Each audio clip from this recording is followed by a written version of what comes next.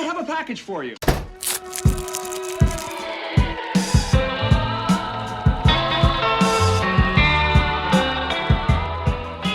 Salut à tous et bienvenue pour le 19e épisode de votre podcast favori. Je suis accompagné de Yann. Salut. De Candice. Bonjour. De Brieux. Bonjour. Et aujourd'hui, nous avons un invité spécial. Auteur, metteur en scène. Aujourd'hui, nous accueillons Maxime Piprel. Bonjour. Et c'est notre cher Brieux qui va s'occuper de faire son interview. Voilà. Je suis Hugo et bienvenue dans Recommandé. Alors Brieux, nous t'écoutons. Alors déjà, j'aimerais redire bonjour à tout le monde parce que je vous ai pas vu depuis un petit moment. Ça va, vous êtes bien amusés, vous avez bien joué? C'était super. Qu'est-ce que c'était bien Ah quand ouais, t'étais pas là. bien. D'ailleurs, Wow. tu remarqueras que Thomas a décidé de ne pas revenir quand t'es là. Voilà. Voilà. Et moi, je me suis fait la réflexion qu'heureusement que t'étais pas là parce que peut-être que les parties ne se seraient jamais terminées sinon. Dans un sens où cabotin à fond quoi. À la fois, c'est pas faux, j'aurais pas compris la règle, mais j'aurais quand même joué le jeu. Et en même temps, super, tu vois à quel point je suis apprécié, Maxime, dans cette émission. je vois On commence sur les chapeaux de roue pour notre interview. Alors déjà, Maxime Piprel, bonjour. Eh bien bonjour Brieux. Comment tu vas? Très bien, merci. Super. Très Alors, content d'être ici. je vais te présenter brièvement avant de parler de ta carrière, de ce que tu fais dans la vie. Donc, tu es né le 6 décembre 1994 à Saint-Germain-en-Laye. Mais en Mais fait, on comment a tu- trop de choses en commun. Attends. Comment Oui. tu sais tout ça surtout? Parce que moi, je suis née le 4 décembre 94 à Saint-Germain-en-Laye. C'est vrai. Ah Ouais. bah on s'est croisés dans les On est couloirs. on est nés dans la même. dans même les hôpital, couloirs de même la clinique. maternité. Ça se trouve, vous étiez dans la chambre côte à côte, voilà, dans les chambres concomitantes, Possible, comme on hein, dit. c'est trop, hein. Effectivement. Alors, t'as passé ta jeunesse dans le 91, dans le fin fond du 91 même, je dirais, là où la lumière ne passe pas. Donc, dédicace aux gens L'île de Wi-Fi. Lanorville, de Arpajon, de Ouais, Glis. Marolles en Urepoix. de Marolles-en-Urpoix, Ah oui, quand tu Cheptainville. de Cheptainville. Parce que c'est là où on répète pas mal quand même. C'est vrai, c'est vrai. Donc, t'as grandi dans un environnement pas du tout artistique. Non. Non, puisque mes parents sont... Mon papa est prof de PS et de judo, et ma maman, elle est enseignante. Donc non, pas du tout des artistes. Du coup, bah, la première question qui me vient, c'est d'où vient ta passion pour tout ce qui est pour le milieu artistique, en fait, finalement? Bah en fait, assez tôt, je ne sais pas vraiment pourquoi, j'ai fait des petits spectacles avec mon petit frère, chez nous. Tu vois, on se déguisait, on mettait des trucs, on faisait des décors avec 3 fois rien, enfin voilà. Je me mettais déjà un petit peu en scène finalement. Et puis en fait, bah, voyant ça, parce que mes parents ont essayé de me mettre au sport, mais j'ai fait à peu près tous les sports inimaginables, mais chaque année j'arrêtais, je changeais, je faisais un autre truc. Et puis un jour, j'ai plus le souvenir exact en tête, mais je me souviens que ma mère m'a emmené voir le spectacle de fin d'année de l'association de théâtre du coin. Et puis ça m'a plu, elle m'a dit bah, est-ce que tu veux essayer, est-ce que tu veux en faire? Bah ouais, et du coup j'ai essayé, et puis Et ça t'a j'avais jamais 8 lâché. ans, et j'en fais encore aujourd'hui, 20 ans plus tard. Et t'as en plus la chance d'avoir été, je crois que ça existe plus, mais dans ton lycée, il y avait une filière théâtre, il me semble. Ouais, mais si, ça existe encore, je crois, Ouais. parce que je connais des gens qui en font. Ouais. Et oui, il y avait une option théâtre au lycée, du coup, bah, j'ai continué, voilà. T'as fait après- l'option lourde ou l'option les légère? deux. Je me permets parce que alors j'ai fait une option théâtre aussi au Ah, lycée. très bien. Alors, eh ben, on va arrêter Saint-Germain-en-Laye aussi. on va intéresser Non, pas à Saint-Germain-en-Laye. on va arrêter ton interview, on va interviewer Candice alors à partir de maintenant. Non, mais c'est une vraie question. Tu l'as. Non, j'ai fait les deux. les Enfin, deux il y avait, oui, voilà, l'option. Enfin, nous, Oui, on appelait ça, l'option bac voilà, et, l'option bac. Et il ouais. y avait l'atelier théâtre, nous, on appelait ça comme ça, Ok. qui était un peu plus lourd, effectivement, le mercredi après-midi. C'était sous forme de 3 heures, je crois. Enfin, Ouais. ça donnait lieu à un gros spectacle et tout. Donc, j'ai fait les deux l'année de la terminale, en fait. Ok, à fond quoi du coup. Et d'ailleurs, l'année de la terminale, mais on y reviendra plus tard, il y avait, on a joué Hamlet. Donc ça m'a donné certaines idées. Mais ne spoilons pas tout, Mais ne ne spoilons spoilons pas pas tout, tout. n'allons pas plus vite que la musique. Et donc, on arrive donc à ton baccalauréat, ton Wow. bac. Ouais, on Je- arrive voilà. à ton bac. Baccalauréat. Il a plus l'habitude de parler français, Brieux. Malheureusement. On arrive donc à cet examen et tu t'orientes tout de suite, du coup, vers l'ESRA, qui est une école de cinéma. Oui, c'est ça. Pourquoi? Parce que, en fait, pendant le collège, ce que je voulais surtout faire au départ, c'était du cinéma. Ouais. Donc, j'étais à fond cinéma. Enfin, je voulais. En fait, c'était plus l'aspect, comment dire, des tournages. Je regardais beaucoup les making-of dans les bonus DVD, etc. Enfin, et je sais pas, j'aimais bien voir comment on fabrique ça. Donc, du coup, t'as vu aucun film, mais t'as vu tous les making-of des films. Voilà, c'est ça. Tu dirais, je me souviens pas j'ai pas vu cette scène. Par contre, je me souviens comment elle avait été faite avec 2 caméras. Non, mais justement, je regardais le film, mais après, en fait, ça m'intéressait de savoir comment on fait ça, tu vois. Ouais. Et du coup, enfin voilà, donc bref, et puis en parallèle de ça, le week-end, je faisais des petits, je sais pas, peut-être un peu comme vous, mais des petits courts-métrages. D'ailleurs, tu nous as sorti la super parodie de Bref quand t'étais au Ouais, lycée. enfin voilà, par exemple au lycée, voilà, il y avait une série sur Canal+, qui s'appelait Bref, là, de Kian Kojandi, et du coup, on avait fait... Thomas n'est pas là, mais s'il était là, il serait là. Oui. Parlons-en. Je vois tout à fait. Il adore énormément Kylian Kojandi. Ah, ok. Faut savoir. Bah et du coup voilà, enfin bref, je faisais des petits trucs comme ça, des parodies, des machins, le week-end et tout ça. Et puis donc après, ouais, donc je me suis orienté d'abord dans une école de cinéma, donc l'ESRA, en 3 ans. Et puis de là, j'ai commencé à faire des premiers stages, à travailler un petit peu justement sur des tournages, donc exactement ce que je voulais faire. Donc j'étais super content, à voir l'envers du décor, à me retrouver dans des trucs... Trop cool. Tu faisais quel poste, du coup, sur les tournages ? J'ai fait différentes choses, donc encore une fois, derrière la Technique, caméra, ouais. technique, mais j'ai commencé au plus comment dire, facile, entre guillemets, c'est-à-dire la régie, C'est ce que j'allais te faire de dire. la régie. Donc voilà, je suis allé demander pour faire un stage régie, donc c'était... En fait, je savais même pas vraiment finalement ce que c'était, parce que par exemple, ça c'est le genre de choses qu'on n'apprend pas du tout en école de cinéma, ce qui est un peu dommage. Enfin, on n'explique pas tous les métiers, on explique les gros métiers, mais Alors que c'est un on métier n'explique hyper pas important. que, un qu'il y a... Ouais, en fait, c'est toute la logistique du film. Et donc, voilà, premier stage régie. Après, petit à petit, à force de rencontrer des gens, j'ai fait un petit peu aussi de la mise en scène. Donc, c'est complètement différent du théâtre. C'est plus l'aspect gérer la figuration sur les films, etc. Donc, la logistique humaine, on va dire. Mais c'était super cool, ça se rapprochait déjà un peu plus de ce que moi je voulais faire, parce que c'est très intéressant la régie sur les plateaux, enfin on apprend beaucoup, mais en fait au fur et à mesure je me rendais compte que c'était pas forcément... Mais t'en fais vite le tour aussi. Ouais, voilà, t'en fais Ouais. vite le tour, et puis... Et puis la direction d'acteur, c'est autre chose. Ouais, déjà, puis quoi, t'es pas toujours au plus proche de ce qui se passe finalement vraiment... On peut t'envoyer, je sais pas, chercher du matériel, on peut t'envoyer bloquer une rue le temps de la prise. Oui, donc t'assistes t'assistes pas à la magie du tournage en donc, elle-même. parfois j'arrivais à avoir des missions, on va dire, proches des comédiens. Enfin, donc du coup, ça me permettait un peu... quand ça tourne, tout le monde s'arrête, donc on peut regarder jouer 3 secondes les gens, quoi. Mais sinon, voilà. Donc du coup, ouais, après un petit peu de mise en scène, j'ai eu la chance de faire ça.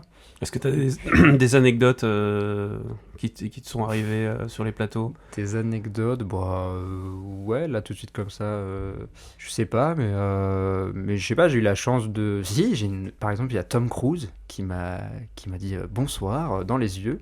Ah ouais. En travaillant sur... ça, c'est incroyable. Voilà. Non, mais c'est des petits moments comme ça, en vrai, qui sont super cool à se remémorer, quoi.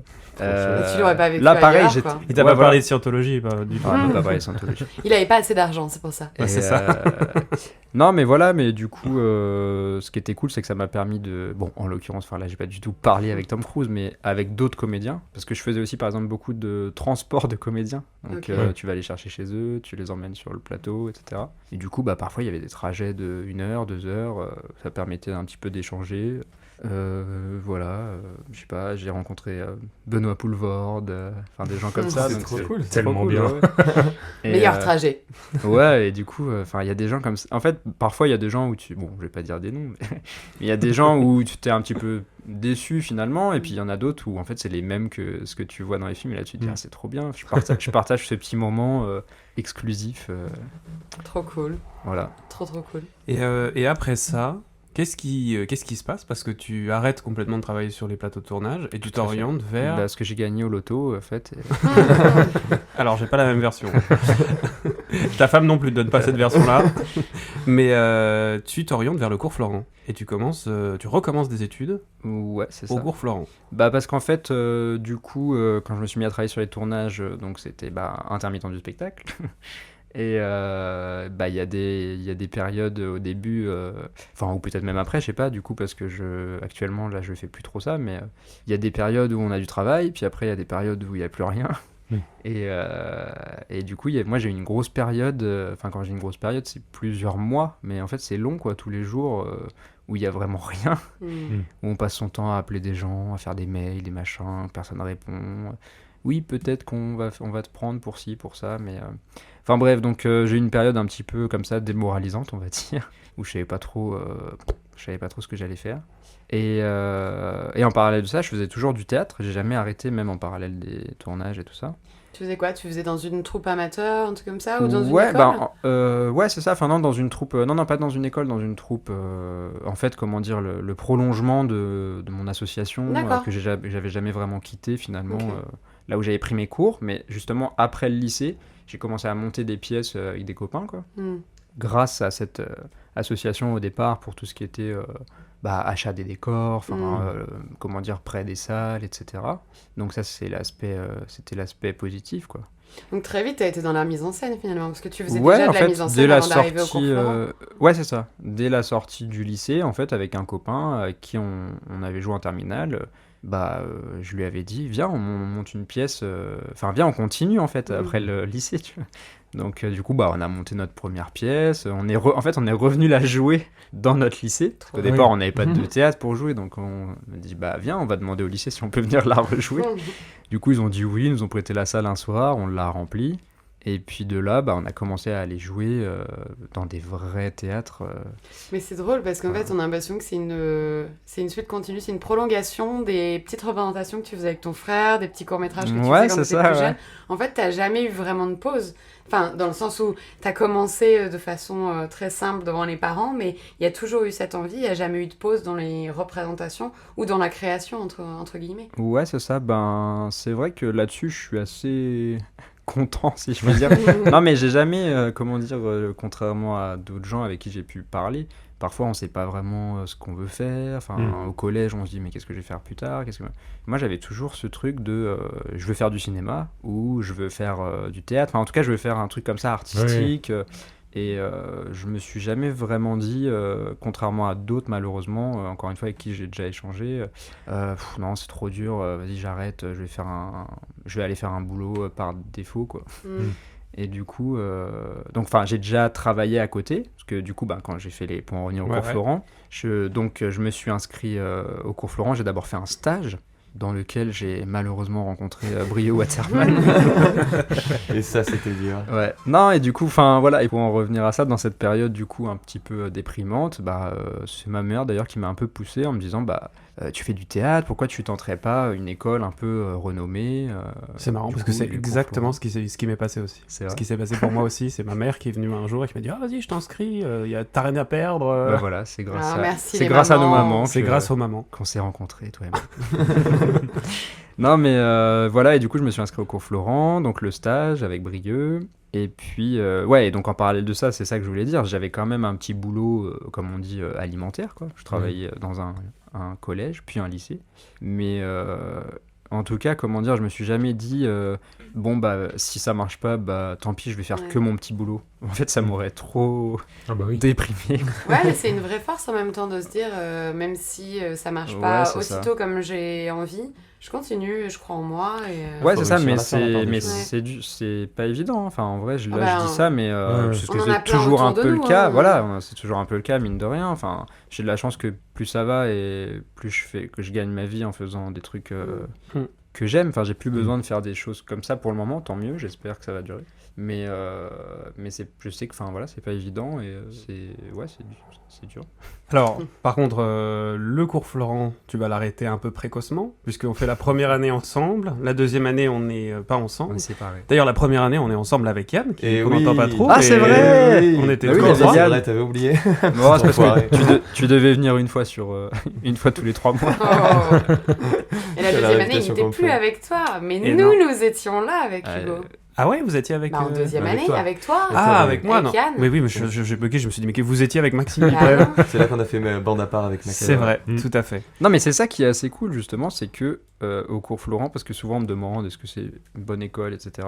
Je trouve que, c'est ce que je dis, moi souvent, c'est que je pense que comme toutes les écoles, le plus important, c'est finalement les gens qu'on rencontre dans les classes et tout ça. Et ce que je trouve cool, c'est que du coup, là, ça fait maintenant quelques années, je sais même pas combien c'était. 5 3, ans 4 bientôt. Bientôt 5 ans. Bientôt 5 ans. Mais ouais. du coup, là, actuellement, on travaille ensemble, on collabore, on fait des trucs. La preuve, là, aujourd'hui. Et on s'est rencontrés, finalement, à un stage avec Brieux, puis après en première année, puis vous en deuxième année. C'est ça qui est cool. Une vraie communauté, le cours Florence. Si on est bosseur déjà à l'école et qu'on continue à bosser en dehors de l'école, c'est une communauté où tout le monde s'envoie des potes pour des projets, pour ça. C'est un réseau. L'avantage des cours Florence, c'est que c'est gigantesque, et donc c'est un véritable réseau par rapport à d'autres écoles de théâtre. Bon, après, il y en a d'autres. Mais, en tout cas, c'est ça que moi j'ai bien aimé, déjà, en tout cas, avant même que. C'est surtout qu'on rencontre des gens qui ont envie de faire comme nous, quoi, et du coup... Mais pourtant, tu l'as quitté. Et pourquoi je l'ai quitté? Oh là là, le drame. Non, mais pourquoi je l'ai quitté? Parce que donc c'est une école en 3 ans. Moi, j'en ai fait 2, même 1 et demie. Ouais. En fait, en mars 2020, il s'est passé un événement dans ma vie qui s'appelle le Covid. Raconte-nous ça un peu. Seulement dans ma vie. Jamais entendu parler. Non, mais du coup, en fait, on était en pleine... en plus, on préparait une échéance et tout. Enfin, je sais pas vous, mais nous, on était en pleine échéance. Parcours d'un rôle. Nous, on s'est fait squeezer parcours d'un rôle et carte blanche. Ah ouais. Et les deux à 2 semaines d'intervalle. C'est-à-dire qu'on jouait notre parcours d'un rôle 3 jours après et notre carte blanche la semaine suivante. Mais du coup, donc nous, on devait présenter ça, je crois, le lendemain ou la semaine d'après. Et en fait, le soir même, il y avait le président qui parlait, qui disait qu'on est en guerre. Nous fermons tout, nous sommes en guerre. À la maison. Bref, du coup, de là, 2 ou 3 mois, je sais plus, chez soi. Moi, j'habite pas à Paris, donc ça m'a fait aussi me dire, oh là là, je prenais le RER, tout ça. Je me disais, mine de rien, c'est pas la même vie de pas. Tiens, je récupère 3 heures dans ma journée. Ouais, c'est ça. Non, mais même au-delà de ça, parce que je dis ça, mais en vrai, je continue à faire des projets à Paris, c'est pas ça le problème. Mais du coup, de continuer dans ces conditions, c'est-à-dire d'aller à Paris avec le masque, parce que c'était obligatoire à l'époque, dans les transports, pour aller faire du théâtre dans une classe où on est bondé avec un masque, où en fait, passer ma journée avec un masque et finalement, je vais pas apprécier le fait de faire du théâtre dans ces conditions.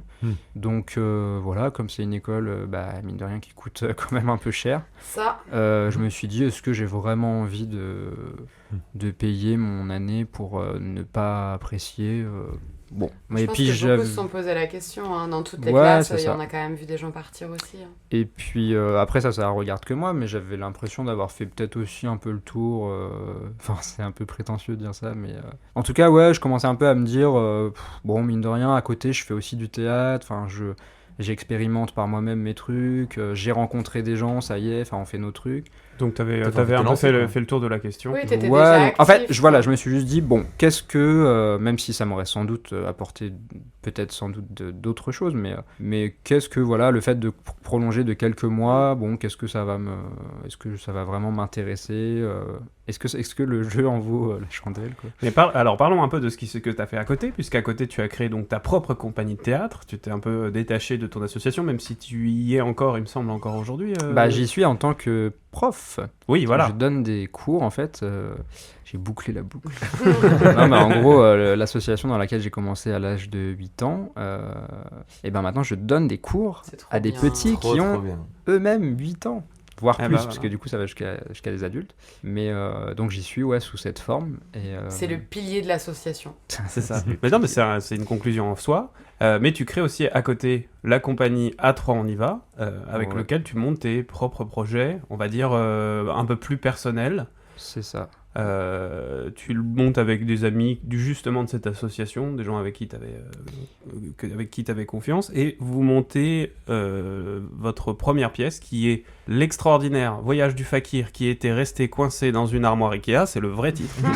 Titre adaptation, si je ne me trompe pas. Ça me fait penser c'est une adaptation. Qui est une adaptation c'est un bouquin au départ. de Romain Puertolas, qui est un auteur franco-espagnol si je ne m'abuse, qui était un livre qui avait fait un petit succès, qui avait eu un petit succès, même un plutôt gros succès au moment où c'est sorti, puisque même Le Masque et la Plume en ont dit du bien, ce qui n'arrive pas souvent. Non, mais ça s'est vendu, je crois, à un bon million d'exemplaires. Ouais, 1 million, je crois. Ouais. Et il t'a donné les droits pour l'adaptation, les droits exclusifs pour l'adaptation au théâtre. Ouais, c'est ça.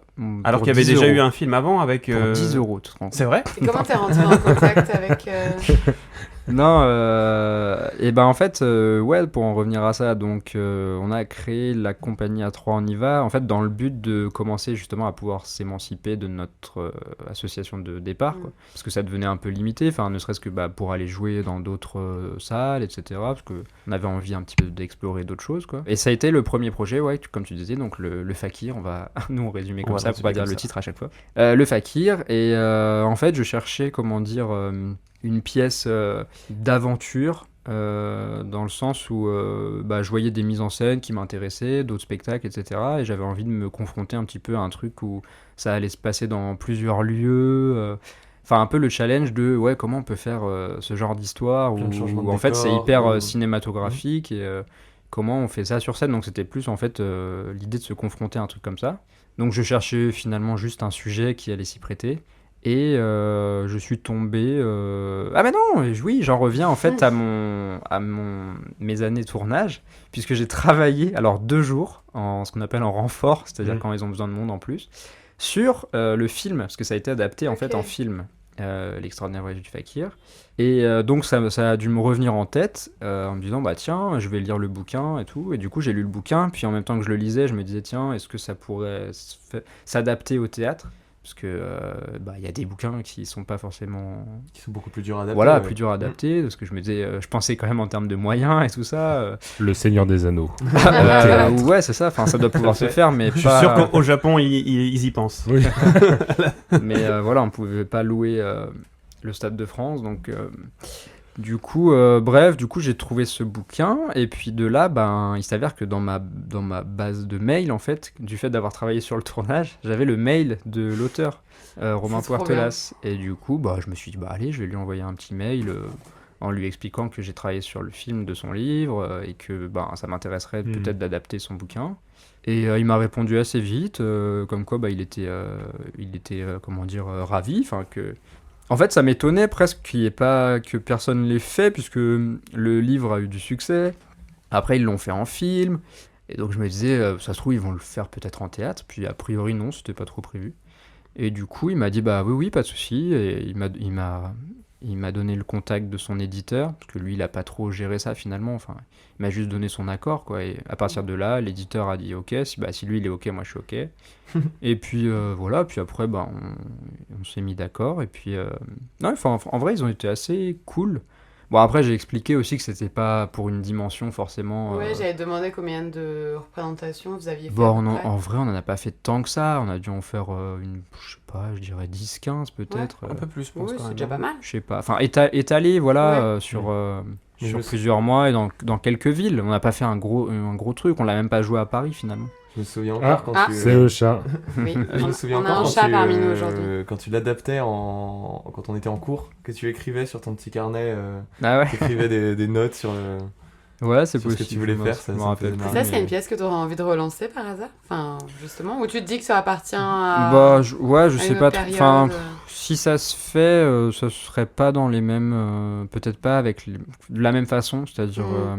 en fait, c'était la première fois que je me confrontais à un truc comme ça, donc j'avais mis pas mal de décors, de trucs comme ça, mais en fait c'était assez lourd finalement comme pièce pour la petite équipe qu'on était. Donc voilà, mais non, en tout cas à l'heure actuelle c'est pas dans les projets. Excusez-nous, il y a le chat de Hugo et Candice qui est dans le studio actuellement. Elle réclame de l'attention, désolé. C'est Thomas. Voilà, c'est Thomas. Donc voilà, si vous entendez miauler, ce n'est pas rajouté. C'est Brieux qui fait le chat. Oui. Celui-là c'était moi. Alors, je voudrais aborder ta deuxième pièce, qui du coup sera une pièce beaucoup plus personnelle, puisque là, on parlait d'une adaptation. Là, tu vas l'écrire de bout en bout. Et même si, je le sais, c'est une histoire fictive, ça reste une pièce dans laquelle tu as mis beaucoup de toi-même. Donc, c'est Une vie à tes côtés. Ouais.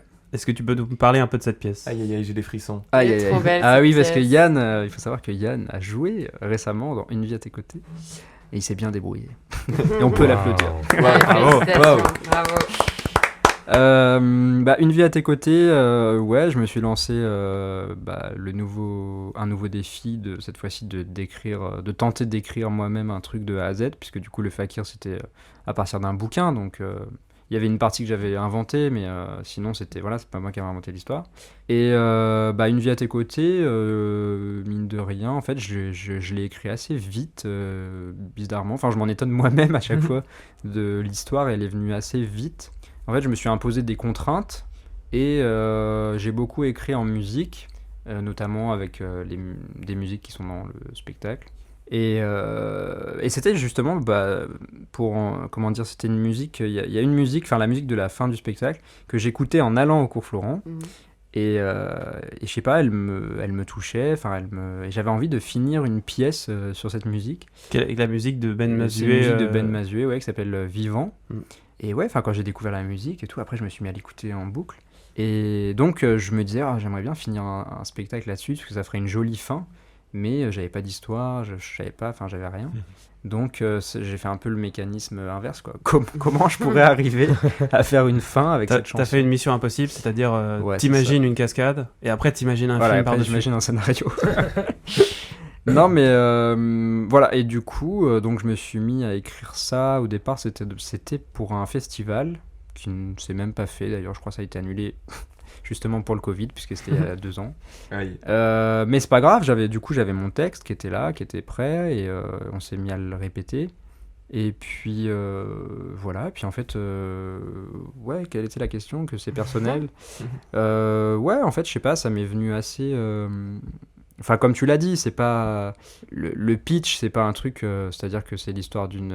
pour ceux qui ne l'ont pas vu. Oui, parce que peut-être faut-il le pitcher. Bah oui. Pour le peu de... Parce qu'il y a des gens qui n'ont pas vu cette pièce dans ce contexte. Non, mais c'est l'histoire, en gros, d'une fille qui a à peu près notre âge, la vingtaine, et qui... l'âge de certains, on va dire. Et qui apprend qu'elle a une grave maladie, et donc elle se retrouve enfermée, entre guillemets, dans une chambre d'hôpital pour recevoir des soins. Et du coup, son chéri va décider de lui faire vivre en accéléré la vie qu'ils se sont imaginés avoir ensemble, à travers des scènes clés qu'on peut vivre dans une vie, quoi. Donc ce pitch-là, c'est ça que je voulais dire, c'est que je l'ai pas, heureusement pour moi, je l'ai pas connu. Tout ça est inventé, mais effectivement, dans cette histoire, j'ai mis des trucs perso, que ce soit dans ma relation avec ma chérie à moi, ou que ce soit la maladie que j'ai pu connaître, comment dire, dans ma famille, voilà, mais avec quelqu'un de plus âgé. En l'occurrence, c'était ma grand-mère, mais du coup, je l'ai... Enfin bref, j'ai mélangé un petit peu tout ça pour en faire une histoire qui finalement est un peu loin de moi, mais avec des trucs perso. Fabriquer un puzzle avec des petits éléments de ta vie. Et oui, c'est ça. Voilà, il y a des petites répliques qui sont des trucs qui se sont vraiment dit dans ma vie, mais sinon 90% du reste, c'est complètement inventé, quoi. Et pourtant, ça se ressent. Et pourtant, que ça se ressent. Non. Alors oui, heureusement, ça se ressent. On sent bien la part de personnel. On ressent que c'est bien suffisamment fabriqué.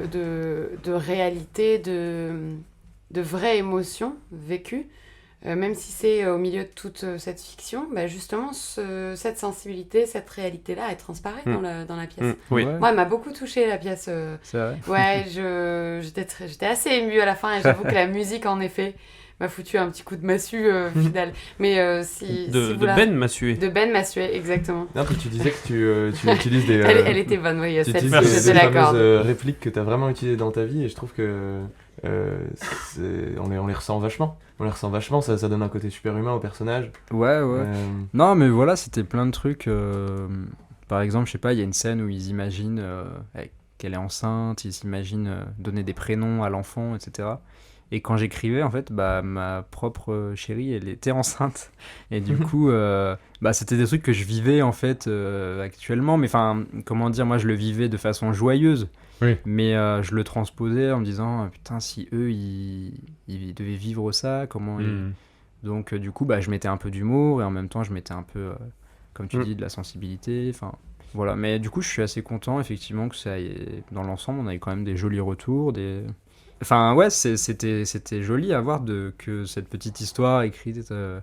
Je me rappelle, j'ai commencé à écrire ça dans mon lit, tout seul. Je pense que la force de cette pièce-là, c'est que même si on n'a pas tous vécu, forcément on n'a pas tous vécu cette situation-là, mais on a plein de gens autour de nous qui ont parfois vécu une maladie, des traitements lourds, etc. Mais on s'est pas forcément retrouvé dans cette situation-là. Mais je trouve que la pièce parle à tout le monde.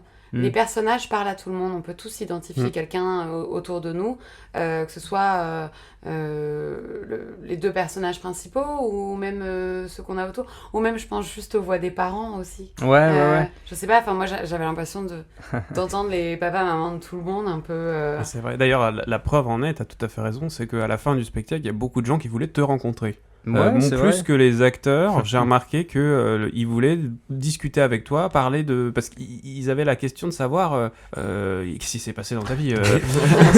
Mais ça va, lui. Oui, Ouais, c'est vrai. C'est En ça. fait, c'est vrai qu'on venait beaucoup me voir à la fin en me disant, effectivement, la question qui revenait souvent, c'était pourquoi avoir écrit ça et est-ce que c'est une histoire vraie, est-ce que c'est une histoire vécue et tout. Les gens étaient limite déçus que je dise non, c'est pas, j'ai pas vécu ça, mais heureusement pour moi. Mais ouais, ils me disaient pourquoi avoir écrit sur ce sujet, etc. Et peut-être parce que au fond de moi, c'était un truc qui me. Enfin, maintenant que j'analyse, parce que là, on vient de finir de jouer la pièce et tout, mais je me dis si j'ai écrit ça, c'est que mine de rien, au fond de moi, je sais pas, j'avais ce truc-là à dire, je sais pas, voilà, j'avais envie de parler de ça, comme tu dis, on connaît tous plus ou moins. Malheureusement ce genre de cas, que ce soit avec des gens plus anciens de notre famille ou malheureusement des gens aussi plus jeunes. Enfin, en fait, c'est des thèmes, j'ai rien inventé, c'est des thèmes qui parlent à tout le monde, effectivement, le deuil, l'amour, et puis qu'est-ce qu'on est prêt à faire en gros par amour pour les gens et tout ça. Donc, moi j'avais un prof de théâtre qui disait il y a 3 thèmes au théâtre, c'est l'amour, la mort et la lutte contre la barbarie. Voilà, du coup j'en ai utilisé 2. C'est vrai, on oublie souvent le 3e, et je crois que c'est mon préféré en vrai. Contre l'ogre de barbarie. L'orgue. L'homme qui ne savait pas jouer, mais qui se battait Je contre tiens lui. juste à dire, parce qu'on dit que c'est triste, que ça touche des émotions, mais c'est une grosse pièce partie où comédie de la on pièce, rit ouais. aussi beaucoup, on a du sourire, on est touché. Faut pas se dire que Oui, c'est c'est une pas pièce. pathos, quoi. Non, c'est pas du tout pathos, et moi c'est ça que j'ai trouvé très fort dans la pièce. C'est vrai que c'était pas du tout le but en fait de faire un truc hyper plombant où pendant 1h15 tout le monde pleure.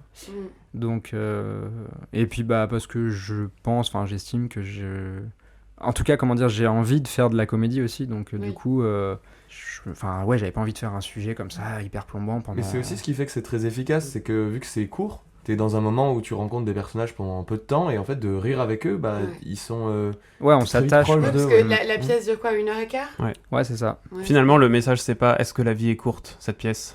C'est pas une vie à tes côtés, mais la vie est courte. Eh oui, peut-être. Alors, en parlant d'humour, En parlant de comédie. parce que Une vie à tes côtés a quand même eu du succès, elle a été jouée sur Paris pour la première fois de toutes tes pièces. 4 Molières quand même. Voilà, tout ce que dit Maxime n'est pas forcément vrai. Oui, c'était là. Oui, et puis c'est vrai que non, mais on l'a pas dit, mais c'était la première fois qu'on jouait du coup comme ça un de nos projets à Paris dans un théâtre parisien. On a commencé déjà par ce qu'on appelle un showcase, donc on l'a joué un soir. On était super contents. De là, j'ai cherché à ce qu'on soit programmé dans un théâtre, et du coup, ça a été le cas. Au théâtre du Funambule. Au théâtre du Funambule à Montmartre. Et donc, c'était, comme tu dis, le début déjà de l'aventure parisienne pour moi, le petit Tessonien. Et donc, parlons, donc, comme je le disais, de comédie, puisque après ça, tu t'es décidé à écrire une nouvelle pièce. Cette fois, qui parle davantage des comédiens en eux-mêmes, puisque c'est une pièce qui s'appelle On a essayé de monter Hamlet, et qui, pour résumer rapidement, parle d'une compagnie de théâtre qui essaye de monter la célèbre pièce de Shakespeare, mais ça ne se passe pas du tout comme le metteur en scène aimerait que ça se passe. Alors moi, question, Hamlet, t'en as un peu parlé de pourquoi Hamlet dans la pièce, mais pourquoi parler des comédiens plus que de théâtre en fait ? Alors déjà, ce qui est marrant, c'est que, contrairement à ce que tu as dit, je n'ai pas écrit cette pièce après Une vie à tes côtés, mais avant. Wow. Grosse révélation. Le scoop. Non, en fait, c'était un sujet un sujet de comédie qui m'intéressait, encore une fois, de comment on fait ça. Moi, j'aime bien les trucs comme ça, en fait, de comment je vais faire tel style. Donc, après l'aventure, après, là, du coup, c'était un peu le drame, comédie dramatique. Mais avant Une vie à tes côtés, en fait, j'avais déjà commencé à écrire. On a essayé de monter Hamlet. Parce que j'avais vu, je sais pas si vous avez vu ces pièces-là, Thé à l'amant, tout est citron, Patrick Hautecoeur, Les Faux British, qui se jouent encore actuellement depuis des années, là. T'es à la monte des citrons ici aussi. Oui, ça joue encore. Hein. Ça joue encore. Ça joue encore. Ouais, mais peut-être pas à Paris. Si, moi j'ai vu une affiche il y a pas longtemps. Je l'avais vu il y a peut-être 2 ans, un truc comme ça, et je crois que ça joue Ouais. encore. Ouais, ça joue fait un encore, moment que ça Enfin joue. bref, en gros, c'est des pièces comme ça, comme Hamlet, là, catastrophe, quoi, sur des troupes. Et c'est des pièces, moi, qui m'ont fait plier de rire, quoi, dans mon siège. Et du coup, j'avais envie d'essayer de faire un truc comme ça. Et puis c'est marrant parce que ça découle aussi de ton envie de bosser derrière la caméra, parce que moi je l'ai vu la pièce, et on voit bien aussi que tu as envie de montrer ce qui se passe derrière. Ouais, t'as l'impression de voir un making-of. Tu vois, Ouais, c'est ça. T'as le technicien, etc. Tu Ouais, vois, c'est ça. c'est marrant parce que vu que moi je le savais pas avant, tout ce que tu as fait avant de faire, Ouais. d'écrire, etc. Mais maintenant que t'en parles, je trouve qu'il y a vraiment l'envie Une aussi de logique. montrer, parce qu'il y a un Ouais, peu ouais, ce c'est truc-là, regardez comment on fabrique ça. Comment on fait ça? Ouais. Ouais, c'est vrai. Et donc, du coup, c'était pour en revenir à la question de Brieux, donc le challenge à la fois d'écrire de la comédie, parce que déjà c'est super dur d'écrire de la comédie, je trouve. C'est le plus dur, je pense. Ouais, Honnêtement. Je sais ouais, pas si vous êtes d'accord, mais en je fait, trouve que tu- dans tous les cas, même jouer, enfin écrire et même jouer et une même comédie, jouer, ouais. c'est ce qu'il y a de plus dur. Ouais. Bah Oui. oui, parce qu'en fait, ça demande de... Savoir faire rire. En fait, ce qui est Pour moi, dommage, pas c'est que faire rire. parfois, c'est un peu, comment on dit, dévalorisé, Oui. la comédie. Même au cinéma. Hein. Ouais, même au Et cinéma, puis alors c'est que... pris par-dessus la jambe beaucoup. Tu Ouais, vois, c'est genre, ça. ça va, c'est une comédie. Ouais, c'est ça, voilà, on pas va... se faire chier. allez, on va Ouais, on va- se regarder on va un bien petit se marrer. truc, C'est un sentiment très vieux, hein, parce que je pense que je crois que c'était déjà dit à l'époque de Molière. Bah, c'était déjà dit à l'époque de Molière. On disait oui, enfin, c'est la tragédie, c'est Corneille, c'est Racine. Vous faites rire les gens, bon, c'est bien. Mais moi, je m'en rends compte justement en écrivant que, autant Une vie à tes côtés, justement, comme je disais, c'était entre guillemets assez facile parce que avec un peu de musique, enfin, j'arrivais vite à me mettre dans une ambiance un peu pour écrire comme ça d'un truc un peu. Comment dire, pas triste, mais voilà. Oui, Une enfin, un atmosphère, mood, une quoi. atmosphère, Une quoi. atmosphère Voilà, une générale. atmosphère, voilà. Mais par contre, écrire de la comédie, Le mec qui se fait des musiques de cirque, tu sais. Ouais, t'écoutes et tous les de sketchs clowns, d'Arthur. non, mais pour le coup, j'écris moins. Compilation de bruits de klaxon. Pour le coup, j'écris moins en musique la comédie et en fait, faut trouver la bonne, la bonne formulation de phrases, de mots, de Le bon machin, et rythme. puis voilà, un rythme, et puis déjà un sujet aussi, un bon sujet. C'est une question du coup par rapport à ça, parce que si vous ne l'aviez pas compris, je vais pas ramener ça tout le temps à moi, mais dernière fois, on est de la même année, 94, on a fait tous les deux option théâtre, et on parlait tout à l'heure du fait que Hamlet était en option théâtre, Oui. et si je me souviens bien, on avait Valar Novarina, L'acte inconnu, Oui, c'est et vrai. on avait Agamemnon aussi avec, Exactement. et c'est très drôle parce que finalement tu écris Hamlet avec les coulisses des comédiens, et je me souviens que dans mon option théâtre au bac, on avait mixé ça, enfin nos profs avaient mixé ça, et en fait ce qu'on jouait de Valar Novarina, c'était le moment où les comédiens viennent jouer pendant Hamlet. Et donc en D'accord. fait il y avait vraiment cette notion de méta-théâtralité avec les comédiens qu'on voit dans Hamlet, etc. Donc je trouve ça super drôle, c'est comme Ouais, s'il y c'est avait vrai. un truc qui avait été, parce que je crois que c'était L'acte inconnu, hein. C'est Oui. vraiment sur... bon, c'est du Novarina, donc c'est étrange, mais c'est vraiment sur la notion d'acteur et de comment il est en scène et de comment Ouais, c'est vrai. on met tout ça en place. Donc finalement, ce Tout bac est lié. théâtre que t'as fait, inconsciemment, t'as nourri et a donné... Non, mais voilà, il y avait ça, et il y avait qu'au cours Florent, on devait faire de temps en temps des cartes blanches, donc c'est-à-dire, pour expliquer à ceux qui ne savent pas ce que c'est, le prof nous donnait tout simplement carte blanche, c'est-à-dire la semaine prochaine, vous venez, vous présentez quelque chose. Il n'y a pas de sujet. 2-5 minutes. Ouais, 2 minutes, voilà, 5 minutes. Et du coup, j'avais présenté, il y avait dedans Brieux à l'époque déjà, mais c'est fou. Il est partout. Il est toujours Il dans est les partout. Il est collant. Non, mais et j'avais Sachant fait... qu'on c'était en deuxième année, on n'était pas dans Oui, la on même n'était classe. pas dans la même classe. Tu m'avais fait venir J'avais fait appel. dans une autre classe, T'es un chewing-gum en sous une clandestin. chaussure. alors que je connaissais personne, pour jouer ta carte blanche. Et en gros, j'avais présenté un peu l'équivalent du court-métrage de... On a essayé de monter Hamlet. Donc, c'était 3 minutes de... Alors, c'était un peu sous une autre forme, mais c'était... j'avais fait ça sous forme de... Comment dire, de comédiens qui font des matchs d'impro et qui ont pioché le thème on doit faire Hamlet en 3 minutes dans la langue de nos jours. Trop drôle. Et donc c'était un peu n'importe quoi, enfin dans le sens où ils enfilaient une perruque, ils jouaient ils jouaient les 3-4 scènes clés qui résument Hamlet quoi. Et donc il y avait Brieux, il y avait des gens qui étaient dans ma il y avait que Brieux qui était pas de la classe, je crois. Et les autres c'était des copains de la classe. Et de là en fait je me suis mis à continuer d'écrire ça, mais du coup sous forme d'un spectacle de 1h15 quoi. Voilà. Et est-ce que j'ai répondu à ta question? Je ne sais même pas. Oui. Pourquoi écrire sur les pourquoi comédiens? sur les comédiens? C'est ça ma question. Bah, en fait, comme disait Hugo, ouais, c'est marrant aussi, effectivement, de montrer ce qu'on vit, nous, en vrai, nous, les comédiens, l'équipe et tout, ce qu'on vit en répétition. Parce qu'en fait, dans la pièce, j'ai mis... Enfin, c'est ce que j'ai dit quand on l'a joué, là, on a déjà commencé à la jouer. J'ai dit aux gens, franchement, 90% de ce que j'ai écrit, c'est des trucs que j'ai vraiment vécu. Mais oui, qui arrivent. Je sais pas, que ce soit un projo qui disjoncte, enfin, je vais pas révéler tout ce qu'il y a dans la pièce, mais... Oui. Enfin bref, que des trucs comme ça qui arrivent. Les embrouilles entre comédiens. Vous viendrez voir la pièce. Venez voir la pièce là qui va se jouer bientôt à Paris, mais au Théâtre Edgar, voilà, on le dit tout de suite. Edgar. À Montparnasse. À partir de comme ça, à partir du 1er octobre jusqu'au 20 janvier. 4 fois par semaine. Dans la publication Insta, on essaiera peut-être de mettre un petit lien ou quelque chose comme ça. Tout est dans la description.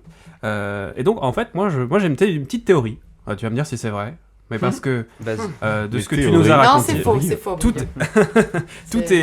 est lié. Attends, laisse-moi terminer, Candice. Laisse-moi commencer déjà, Candice. Je sens déjà que... Mais tout est lié, vous allez voir. Mais tu as commencé... Tremblez les puissants, tremblez. Tu as commencé dans l'envers du décor déjà, puisque après l'ESRA, tu as commencé avec les making-of, si on est d'accord. Oui. Et en fait, tu as toujours été derrière les projecteurs et jamais devant. Et pareil pour ce qui Merci est... de me rabaisser. Non, c'est pas... Non, je rigole. Non, mais c'est quelque chose que tu as vécu. Parce que tu es incapable de jouer devant une caméra. Moi, je trouve que c'est d'autant plus... Tu n'es incapable d'être mis en avant, Maxime. C'est d'autant plus flatteur que ça veut dire que tu n'es pas comme tous ces comédiens qui ne veulent qu'avoir la lumière sur eux. Voilà. Tu es pour l'art. Qui ont connu l'école de la vie. Pour mettre les autres en lumière. mais voilà, tu t'es orienté très vite vers le métier de metteur en scène, puisque tu as décidé de monter des pièces, et finalement tu les montais plus que tu les jouais. Donc finalement... Bah j'ai fait les deux. T'as fait les deux. T'as quand même joué. J'ai joué, j'ai mis en scène et joué en même temps. Ça c'était un peu sport, mais j'ai fait ça pour aussi. Le fakir. Pour le fakir, et puis aussi pour une autre pièce qui était adaptée. Enfin, comment dire, on avait juste joué à la pièce sans... Voilà. Mais ces derniers temps, oui, c'est vrai que je suis plus derrière, c'est-à-dire à écrire, à mettre en scène, à chapeauter l'ensemble, parce que personne ne veut le faire. Parce que personne ne veut le faire, c'est tellement ingrat. Non, mais en fait aussi parce que ça permet, c'est vrai, d'avoir un vrai regard... C'est-à-dire que si je suis sur scène avec vous, je dis vous parce qu'il y a Brio et Yann qui jouent dans les pièces. Et aussi bientôt Hugo qui va nous rejoindre. Qui rejoint l'aventure. Je me sens un peu mise de côté. Ouais, et Candice, peut-être un jour. Au théâtre, hein. Derrière la caméra. Ah oui. mais voilà, ma théorie c'est la suivante, c'est qu'en fait cette dernière pièce est un peu un bilan de ce que tu as vécu jusqu'à présent. C'est la fin de ma carrière. Est-ce que ça te manque de jouer, du coup ? Ouais, un peu. Et en même temps, du coup, ça me fait de plus en plus peur d'y revenir. Vu que ça fait un petit moment maintenant. Après, j'ai joué il y a un an. Pour te déculpabiliser, j'ai pas des très bons souvenirs de toi sur scène. Donc, ouais, c'est vrai. Ouais, j'allais dire, peut-être que pour le public, c'est mieux que. Pour jouer et perdre en pression, il faudrait que tu ailles jouer pour quelqu'un d'autre. Tu vas sortir un peu de cette sphère-là. Ouais, peut-être aussi. Ouais, parce que c'est vrai qu'en fait, le fait de se dire, parce que peut-être que je vais le faire prochainement, mais de faire un projet qui serait le mien, dans lequel je joue, que j'ai écrit, etc. Enfin, du coup, ce serait une pression encore plus forte. Je pense que de toute façon, c'est s'étaler sur... T'as du mal à avoir du recul avec ça. Non, mais c'est réussir à avoir du recul et de l'énergie pour faire toutes ces choses-là. Ouais, aussi. Parce qu'on se rend pas compte, mais c'est hyper énergivore, quoi. Ouais, c'est vrai.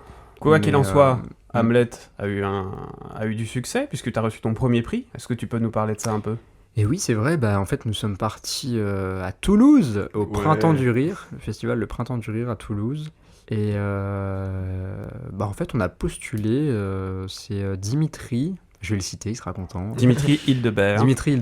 Que vous avez peut-être déjà vu au théâtre du Gouvernail, il me semble. Ah oui, avec moi. Dans le ravissement de... Ouais, voilà. C'est une sacrée enflure. Je souhaite à personne de travailler avec. Je le déteste.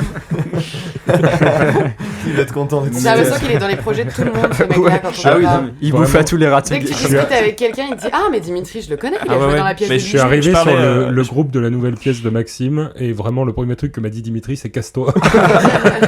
Non, mais il est partout. Je parlais avec Wajim Wawad il y a 3 heures et il me disait ouais, bah, j'en parlais avec Dimitri. Je dis Dimitri Lebert. Oui, bah oui, qui d'autre? Ok, d'accord. Non, mais du coup, donc c'est Dimitri, non, mais juste pour lui rendre hommage, qui m'a dit ah, tiens, il y a une pote qui m'a parlé d'un festival qui a l'air sympa et tout, à Toulouse. Il m'a envoyé le lien du truc, et puis on a postulé, et on a été sélectionné sur la base de notre dossier et tout ça. Et du coup, on est allé jouer là-bas la pièce, donc il y avait 5 pièces en compétition, je crois. Et donc, nous avons gagné le trophée de la création. Au Printemps du Rire. Les félicitations. Donc ouais, on était contents. On peut même applaudir. On peut Allez, applaudir. Allez, bravo. Désolé pour les oreilles. Et de là, on est revenu à Paris en se disant c'est trop bien, maintenant il faut qu'on joue la pièce à Paris. Et du coup, bah, ça va être le cas, puisque si jamais vous ne l'avez pas entendu auparavant, donc ça va se jouer. Juste à côté de la Tour du 1er Montparnasse. octobre. Dans un théâtre où Coluche a joué. Et ça, c'est stylé. Ouais, où Coluche Ça, a franchement. démarré apparemment. Enfin, il y a eu même d'autres noms. Et donc ça a l'air chouette. Enfin, en tout cas, c'est une bonne opportunité, je trouve, qu'on a. Et donc, vous avez un peu plus d'une 50aine de dates, c'est ça, au Théâtre Edgar? Ouais, c'est ça. 58, je crois. La classe. Donc, du 1er octobre au 20 janvier. Même le chat est impressionné. Et ouais, on a beaucoup de dates avec différents horaires, différents jours. En fait, il faut aller sur le site du théâtre pour voir tout ça de façon claire. Ou sur les sites de réservation. Mais ouais, ça va être. J'espère que ça va être bien. Ça va être bien. Eh ben, Aucun écoute, doute. Maxime, je vais laisser la parole à mes partenaires, puisque Eh ben oui, on a bien parlé là. oui, on a bien parlé. Je vais laisser mes partenaires poser des questions. Alors moi, j'ai S'ils déjà en veulent. posé plein de questions Oui. comme d'hab. Hein. Ouais, bah attendez, on a bien discuté là. Que de poser de plus, Maxime, comme question Bah j'en ai pas moi. Tu connais Et puis déjà tout sur moi. ça fait déjà 50 minutes, donc on va peut-être passer au recours. Ah bah oui. Ah bah oui, bah en oui, fait, bah, j'ai 50 pas de minutes débat qu'on parle. parce qu'on Oui. a déjà débattu. Oui, on a beaucoup parlé. Donc on va passer au reco. Et dis-moi, Brieux, quel est ta reco? Ah, je commence moi. Allez, Alors, chef. moi, je voudrais vous parler d'un jeu sur lequel je joue sur mon téléphone. Un jeu qui me fait passer le temps. Candy Crush. Genshin Impact. Pendant les répètes d'ailleurs. Allez, c'est le sponsor de cette vidéo, c'est Summon Wars. Red Non, je rigole, Shadow je rigole. Legend. Non, c'est Phoenix Wright Trilogy. T'as pas un code pour nous? J'ai pas de code pour vous, mais Bigouden 10, vous avez moins 10% sur la boutique. Et vous gagnez 100 gold dès le j'ai départ. un code créateur. Non, Phoenix Wright, donc peut-être ça vous dit quelque chose, parce que c'est sorti en 2001, à l'origine sur GBA, le premier épisode. Get Boy Advance, pour ceux qui Game connaissent. Boy Advance, tout à fait. Voilà. Sorti en 2001. Et c'est un jeu de réflexion / enquête dans lequel vous prenez vous rentrez dans la peau de Phoenix Wright, qui est un avocat de la défense débutant, et qui va résoudre des enquêtes. Alors c'est un jeu japonais, donc c'est à la fois un mélange d'humour, de grand n'importe quoi, et en même temps d'un truc un peu trash à la détective Conan, si vous voyez ce que J'allais dire, c'est l'animé. Professeur Layton, mais pour adultes. Pas forcément non plus trop pour adultes, mais il y a des thèmes qui sont un peu plus matures. Il y a des blagues qui sont clairement pas pour les enfants, des petits sous-entendus par-ci par-là. Voilà, et donc vous enquêtez et vous avez en fait 2 phases. Vous avez la phase où vous enquêtez techniquement sur le terrain, et ensuite la phase où vous êtes au tribunal et vous plaidoyez pour votre client en démontant les témoins que présente l'avocat de l'accusation. Voilà. Okay. C'est des personnages de manga. D'ailleurs, il y a un animé qui est sorti en 2007 qui reprend les 3 premiers épisodes. Et voilà, donc la trilogie est sortie sur téléphone. C'est très simple à jouer. Il y a juste besoin d'avoir un cerveau. Donc bon, en fait, c'est pas si simple que ça. Yann. Voilà. Mais je vous le conseille, ça fait passer le temps. Tu peux choisir d'être un salaud ou un gentil, ou tu es Non, quelque chose et tu avances quoi. Tu es un gentil. D'accord. Voilà, comme dans beaucoup d'animés japonais, tu es un gentil, un peu bêta, mais en fait assez intelligent quand il s'y met. D'accord. Voilà, c'est un peu le Naruto du barreau, donc je vous invite. Oh. Ah, cette phrase va pas du tout. Le Naruto du Titre, barreau.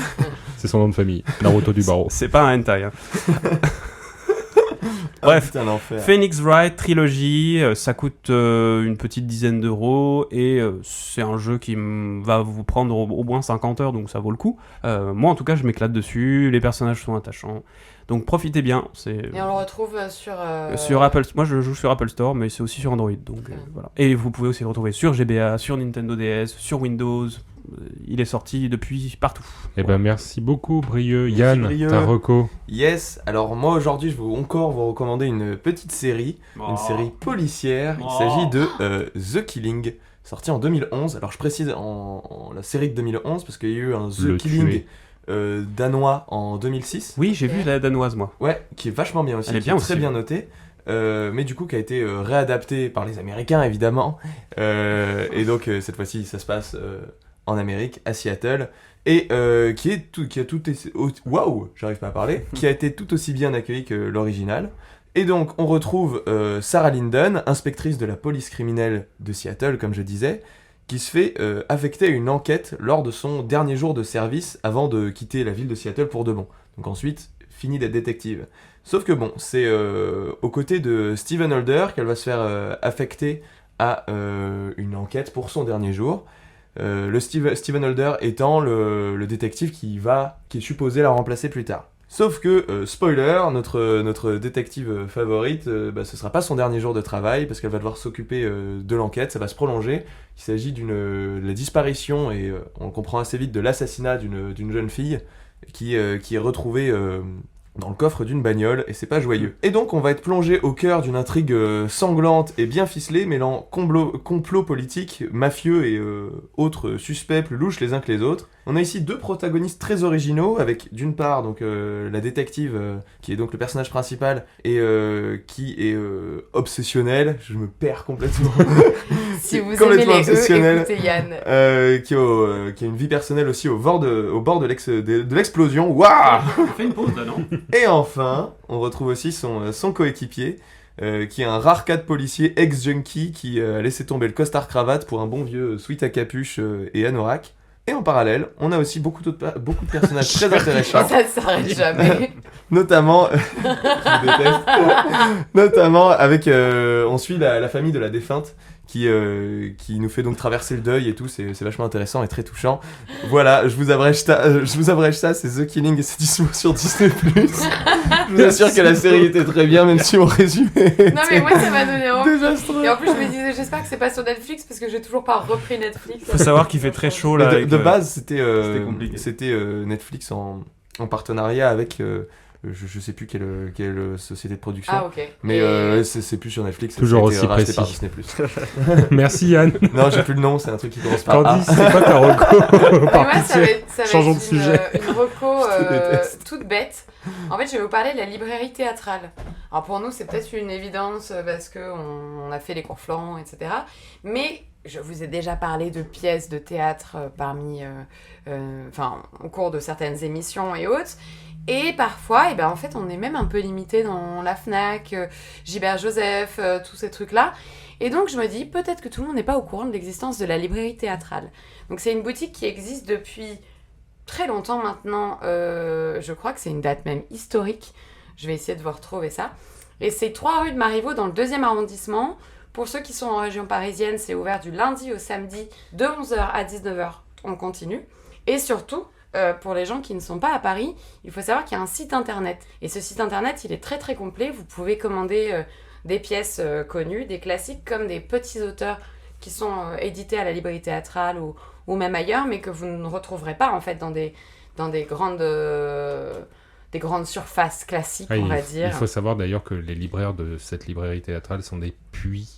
Ah ouais, non mais si vous avez la chance d'aller dans la boutique, vous arrivez, vous ne savez pas ce que vous voulez, vous dites juste, alors voilà, j'aimerais bosser un classique, ça devrait être un monologue d'à peu près tant de temps. Et le gars en face, c'est l'Ollivanders de... Et ouais, exactement. Non, et le gars certainement va te sortir 5-6 pièces, dit alors, il y a ça qui est bien, il y a ça qui est moins connu. Faites le geste. Pardon. Tu vois qu'il te Donc, voilà. montre sa boîte à tips, faites le geste. Sur le site internet, vous pouvez à la fois chercher par auteur et en même temps vous pouvez chercher les nouveautés ou même vous avez plusieurs catégories. Vous avez un très très grand répertoire, que ce soit pour lire des pièces ou même que ce soit d'un point de vue éducatif, par exemple si vous êtes enseignant, du coup par exemple Maxime, si tu cherches des types d'exercices pour tous les âges, vous retrouvez un catalogue qui est gigantesque. Voilà, c'est ma recommandation pour aujourd'hui. Lisez du théâtre, allez voir du théâtre, kiffez et faites vivre les petites librairies. C'était mieux Merci expliqué beaucoup, Candice. que ma recommandation. Maxime, est-ce que tu as une reco pour nous? Est-ce que j'ai une recommandation? Moi, ce serait un livre, parce que je pensais à ça. Bon, je reviens à mes petits projets, mais c'était un livre que je voulais adapter avant le Fakir, en fait, mais que je n'ai pas pu faire, parce que pour le coup, je n'ai pas eu les droits. Parce que ça a été déjà pris, quoi. Ça s'appelle Les Oubliés du Dimanche, et c'est une belle histoire. C'est un livre de Valérie Perrin. Et en gros, c'est une jeune qui a la vingtaine et qui travaille en maison de retraite et qui se lie d'amitié, voilà, avec les résidents. Et à partir de là, en fait, elle va découvrir l'histoire d'une dame qui a presque 100 ans, je crois. Enfin, et qui va... en fait, on est plongé dans le récit, dans la vie de cette dame-là, en parallèle de la vie de la jeune. Enfin bref, tout ça se mélange et c'est bien écrit. Et ça m'avait donné envie justement de faire ça sur scène, mais je crois que ça va être fait, que c'est dans les tuyaux, puisque du coup les droits ne sont pas libres. Merci Maxime, qui a fait une plus belle recommandation que Yann, qui a 19 épisodes de Bagou. Voilà. Est-ce que tu peux juste nous redonner le titre et l'auteur? Les Oubliés du Dimanche, de Valérie Perrin. Merci beaucoup, Maxime. Et toi, Hugo, t'as une recommandation? Attendez, avant qu'il fasse sa reco, juste j'ai retrouvé, et je trouve ça fou. Ça sera jamais dans le montage. Mais si, sur le site de la librairie théâtrale, ils disent que ils ne savent plus exactement quand la librairie théâtrale a ouvert ses portes. Si, la date que l'on retient est 1852. Et c'est la date la plus ancienne retrouvée sur un contrat. Mais ça se trouve, c'est vachement plus vieux. Je trouve que c'est une institution à Paris et c'est important de le dire. Parce que la librairie théâtrale a failli fermer il y a quelques années et elle a été sauvée. Voilà. Merci. Pour ton dévouement. T'es un enfoiré. Merci.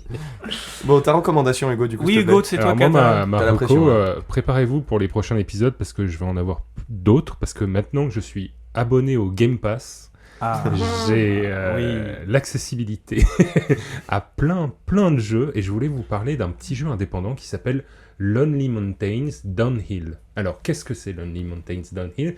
C'est un jeu vidéo très simple où en fait on suit notre personnage, on est un gars qui fait du VTT sur la montagne et la prise de vue est fixe, on voit comme si on était un drone en vol stationnaire qui suit le personnage qui descend la montagne. Et en fait, ce qui est d'incroyable avec ce jeu, c'est qu'on peut le jouer de plein de styles différents. Soit on le joue de manière totalement chill, où on décide de se dire je vais suivre le petit chemin en prenant mon temps et en passant par les checkpoints jusqu'à arriver à l'arrivée, et c'est très cool. Il n'y a pas vraiment de musique, etc. C'est juste un jeu détente. Soit on se dit, je vais le tryharder et le finir le plus rapidement possible avec le moins de morts possible. Et on décide de passer par des raccourcis, de sauter des falaises, d'arriver à droite, à gauche. Et on en perd son sang-froid. Donc il est super bien, le jeu. Il est sorti en 2019. Donc on a le choix entre jouer un mec normal qui fait du VTT ou un suicidaire qui fait du VTT. Exactement. Et de se dire, je frôle la mort à chaque fois que je touche ce vélo. Sinon je me sens pas vivant. Enfin bref, il est disponible sur toutes les plateformes et sur le Game Pass. Donc voilà, foncez. C'est vraiment un super jeu de détente et de tryharder en même temps, ce que j'adore. Tu veux pas bégayer un petit coup pour moi, là, juste pour la fin, s'il te plaît? Non, Yann, j'ai pas envie d'avoir ton mood. Mon mood. Désolé. Bon, voilà, merci à tous. Merci énormément à Maxime Piprel. Merci, Maxime. Avec plaisir. Est-ce qu'on peut suivre la compagnie sur A3 On y va sur Instagram? Et oui, tout à fait. Évidemment. On a le Instagram de A3 On y va, on a le Facebook également, on a YouTube. On a le YouTube.